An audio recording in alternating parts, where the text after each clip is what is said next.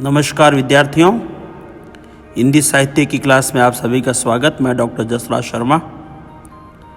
आज की कक्षा में हम सूर का एक पद ले रहे हैं भ्रमर गीत से। गोपिकाएं कह रही है, पहले हम इस पद को पढ़ते हैं, फिर हम इसकी व्याख्या करेंगे। आप मेरे साथ पढ़िएगा। हम तो कान्ह केली की भूखी, कैसे निर्गुण सुनहि तिहारो, बिरहिनी बिरह बिदुखी, कहिए कहा यहु नहीं जानत, काही जोग है जोग, पा लागों तुम ही सो वा, पुर बसत बावरे लोग, अंजन अबरन चीर चारु बरु, नेकु आप तन कीजे, दंड कमंडल भस्म असारी, जो जुवतिन को दीजे, सूर देखी दृढ़ता गोपिन की, उधौ यह व्रत पायो, कहे कृपानिधि हो कृपाल हो, प्रेमयी प्रेमयी पढ़न पठायो। अब यहाँ पर गोपिकाएं उद्धव से कह रही है कि हे उद्धव, तुम बार बार कहते हो कि निर्गुण अच्छा है, योग साधना अच्छी चीज़ है और उसे अपनाओ, ब्रह्म की प्राप्ति होती है। लेकिन तुम थोड़ा विचार करो कि जिस व्यक्ति को जिस चीज़ की भूख होती है वो उसी को खाना चाहता है। और उसी का वर्णन करते हुए गोपिकाएं सूरदास जी के शब्दों में कह रही है, वो कह रही हैं, अब आप समझिएगा, साथ में पढ़िए और समझिए। हम तो कान्ह केली की भूखी, हम तो श्री कृष्ण के साथ रास लीला करने की भूखी हैं। अर्थात हमने जो पहले श्री कृष्ण के साथ में जो रास लीलाएं की थी, वो पुनः हम उस समय को चाहती हैं, उस अवधि को चाहती हैं। कैसे कैसे निर्गुण सुनहि तिहारो, हे उद्धव, तुम्हारे निर्गुण ज्ञान को हम कैसे सुने। बिरहिनी बिरह बिदुकी, जो हम गोपिकाएं, हम जो विरहिणी हैं और हम जो श्री कृष्ण के विरह में व्यथित हैं, विदुकी मैंने व्यथित, विकलित, विरह मैंने वियोग, हम जो श्री कृष्ण के वियोग में व्यथित हैं, वो ऐसी हम विरहिणियां तुम्हारे इस निर्गुण ज्ञान की बातों को कैसे सुनेंगी। अर्थात नहीं सुन सकती। क्यों?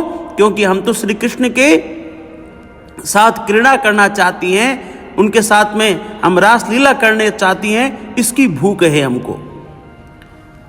आगे वो कह रही हैं, कहिए कहा यहू नहीं जानत, काही जोग है जोग। हे उद्धव, तुम कहिए, देखो वापस देखो इसको, कहिए कहा यहू नहीं जानत। तुम हमें ये क्यों बार बार निर्गुण का कहते हो, क्यों कहते हो बार बार? और क्या तुम ये जानते नहीं हो? यऊ नहीं जानत, तुम ये क्या जानते नहीं हो क्या? काही जोग है जोग, के जोग किसके लिए उपयोगी है, क्या तुम ये जानते नहीं हो? देखो यहाँ पर जोग दो बार आया है ना, जोग है जोग, यानी पहला जोग आया वो तो आया योग साधना के लिए, है ना, निर्गुण ज्ञान के लिए। और दूसरा जोग आया वो आया उपयोगी, योग्य, है ना, कि भाई तुम्हारे निर्गुण ज्ञान के योग्य कौन है, ये तुम जानते नहीं हो क्या? जो तुम हमको बार बार ये निर्गुण ज्ञान की बातें बता रहे हो, हमें तुम्हें पता होना चाहिए कि हम तुम्हारे निर्गुण ज्ञान के योग्य नहीं है ना। तो यहाँ पर जो है यमक अलंकार बना है, ठीक है ना। पहला योग का मतलब, पहला जोग शब्द आया है जो इसमें, उस जोग का अर्थ है निर्गुण ज्ञान यानी योग साधना, है ना। और दूसरा जोग आया मतलब योग्य, उपयोगी। तुम्हें ये पता होना चाहिए कि हम तुम्हारे निर्गुण ज्ञान के योग्य नहीं है, या ये निर्गुण ज्ञान किसके लिए उपयोगी है, ये तुम्हें जानकारी होनी चाहिए, तुम इससे अनजान हो ऐसा लगता है। फिर गोपिकाएं जो है कहती है कि हे उद्धव, पा लागो तुम ही सो वा पुर बसत बावरे लोग। हे उद्धव, हम तुम्हारे पांव पड़ती हैं, पा लागो, पांव लगती हैं, और हमको ऐसा लगता है कि हम तुम्हारे पांव पड़ती है, तुम हमें बख्शो और ये निर्गुण ज्ञान की बातें बंद करो। और हमको ऐसा लगता है कि पुर मैंने नगर है ना, जो पुर यहाँ नगर आया किसके लिए, मथुरा के लिए, कि मथुरा में जो है तुम जैसे सारे बावड़े लोग ही बसते हैं, अर्थात वहां पर पागल लोग ही निवास करते हैं, है ना। जो ऐसा वो क्यों कह रही है, जो आगे गोपिकाएं बता रही है, लगता है कि मथुरा में तो बावरे लोग ही बसते हैं, अर्थात ना समझ लोग ही रहते हैं। जो क्या, देखो अगली पंक्ति, अब ये दोनों पंक्तियों का अर्थ हम एक साथ में समझेंगे। अंजन अबरन चीर चारु बरु नेकु आप तन कीजे दंड कमंडल भस्म असारी जो जुवतिन मैंने युवा युवतियां, जो जुवतिन को दीजिए। हे उद्धव, हमको ऐसा लगता है कि मथुरा में सारे के सारे बावरे लोग ही बसते हैं, अर्थात मूर्ख लोग ही रहते हैं वहां पे। जो तुम हमको जो है, हम जो गोपिकाएं, जो हम युवतियां हैं, जिन युवतियों से तुमको अंजन, देखो ये लाइन पीछे से वापस ले रहा हूं मैं, अंजन अबरन चीर चारु बरु, हम तुम जिन युवती गोपिकाओं के सामने तुमको जो है अंजन मैंने काजल, अबरन मैंने आभूषण, चीर मैंने वस्त्र, चारु मैंने सुंदर, बरु मैंने बड़े, नेकु मैंने अच्छी, आप तनु मैंने शरीर को अच्छे लगने वाली कीजिए, करनी चाहिए। तुम उद्धव, जिन तुमको हम युवती गोपिकाओं के सामने काजल है ना, अच्छे अच्छे आभूषण, अच्छे वस्त्र है ना, और शरीर को सुसज्जित करने वाली जो वस्तुएं हैं, उनकी बात तुम्हें हमारे सामने करनी चाहिए, और बजाय तुम जो है हमारे सामने दंड कमंडल भस्म असारी जो जुवतिन को दीजिए, बजाय उसके कि तुम हमारे सामने जो है सन्यासियों के लिए जो काम की चीजें हैं, वस्तुएं हैं, दंड कमंडल है ना, भस्म है, जो है अगाड़ी जो है नहीं, उनको जो लकड़ी की जो आवश्यकता होती है, वो सारी चीजों की तुम हम युवती के सामने, हम युवतियों को उन चीजों को तुम धारण करने की बातें कर रहे हो, देने की बातें कर रहे हो, तुम्हें जरा भी जो है समझ नहीं है। ऐसा लगता है कि मथुरा में सब के सब जो लोग हैं वो बावरे, अर्थात जो है ना समझ लोग ही वहां पर रहते हैं।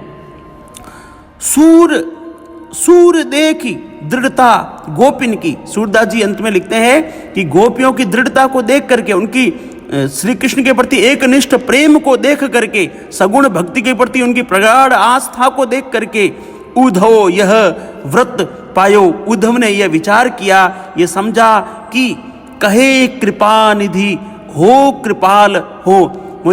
उद्धव ने सोचा कि जो कृपा निधि अर्थात जो श्री कृष्ण हैं, उन्होंने निश्चित रूप से मुझ पर कृपा की है, और कृपा करके जो है उन्होंने प्रेम ही पढ़ायो, मुझे प्रेम का पाठ पढ़ाया है, अर्थात श्री कृष्ण ने मुझ पर कृपा करके ही मुझे ये जो है मेरे हृदय में, जो मेरे मन में जो निर्गुण ज्ञान का जो अहंकार था, उसको समाप्त करने के लिए और सगुण भक्ति का पाठ पढ़ाने के लिए ही मुझे यहाँ पर भेजा है। उद्धव जो है इस बात का विचार करते हैं। तो विद्यार्थियों, कहने का भाव यह है कि गोपिकाओं की जो एकनिष्ठ भक्ति है, उस एकनिष्ठ भक्ति के सामने, उस सगुण भक्ति के सामने जो है सूरदास जी ने निर्गुण को धराशायी किया है, अर्थात सगुण निर्गुण पर जो है सगुण की विजय यहाँ पर जो है दिखाई है सूरदास जी ने गोपियों के माध्यम से। और अलंकार, अनुप्रास अलंकार काफ़ी पंक्तियों में आया है, वर्णों की आवृत्ति हुई है, साथ ही यमक अलंकार की छटा भी सुशोभित है, काव्यलिंग अलंकार तो यहाँ पर हमें दिख ही रहा है। इसके अलावा ब्रज भाषा का बड़ा ही सुमधुर प्रयोग हुआ है, और जो है गोपियों की जो वाक पटुता है वो यहाँ पर बड़े ही सुंदर शब्दों में अभिव्यक्त हुई है। तो उम्मीद करता हूँ कि आपको निश्चित रूप से आज की इस कक्षा से फ़ायदा हुआ होगा, यह पद आपको समझ में आया होगा। आप अपनी सफलता को प्राप्त करें, आगे बढ़ें। इन्हीं शुभकामनाओं के साथ धन्यवाद।